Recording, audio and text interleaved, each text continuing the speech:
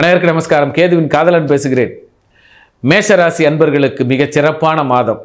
ஆம், ஆண் வாரிசுகளால் உங்களுக்கு அபிப்பிராயங்களும் மதிப்புகளும் உண்டாகும்.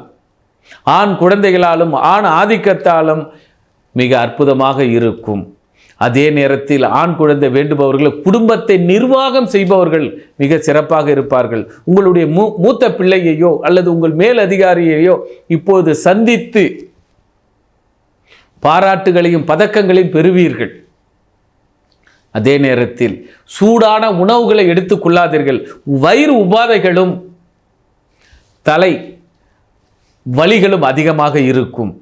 மூத்த பிள்ளையாக இருந்தாலும் சரி, மாமனாராக இருந்தாலும் சரி, இல்லை, இப்பொழுது கர்ப்பிணி பெண்கள் மிக கவனமுடன் இருக்க வேண்டும்.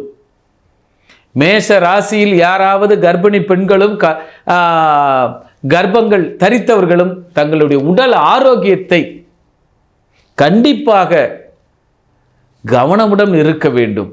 பாத அடிகளை எடுத்து வைக்கும் போதும் கவனமுடன் இருக்க வேண்டும்.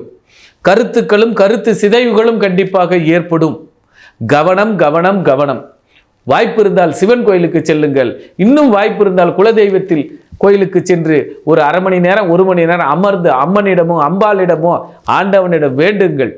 கரு நன்றாக வெளிவந்து இந்த உலகை ஆள வேண்டும். உங்கள் குடும்பத்தை வாழ வைக்க வேண்டும். குடும்பத்திற்கு மென்மேலும் பேரும் புகழும் கிடைக்க வேண்டும் என்பது வேண்டுங்கள். ஆம், மேஷராசி நண்பர்களுக்கு 5ஆம் பாவம். காதலில் சிறு சுணக்கம் ஏற்படும். காதலனோ காதலியிடமோ உங்களுடைய வேகத்தையும் விறுவிறுப்பையும் காட்டாதீர்கள். பொறுமையுடன் இருங்கள். சோதனைக்கு உட்படுவீர்கள். காதலி நினைப்பா, இவனை கோபப்படுத்தி பார்ப்போமா, இவன் என்னதான் சொல்றான்னு பார்ப்போமா, ட்விஸ்டர்டு அப்படின்னு சொல்லுவார்கள். போட்டு வாங்குதல். எதிர்பாலினரிடத்திடம் இருந்து மிக அற்புதமாக கவனமுடன் இருங்கள். உங்கள் பொறுமைக்கு ஒரு சோதனையான காலம். உங்கள் பொறுமை உங்கள் பெருமையை அடைய வைக்கும்.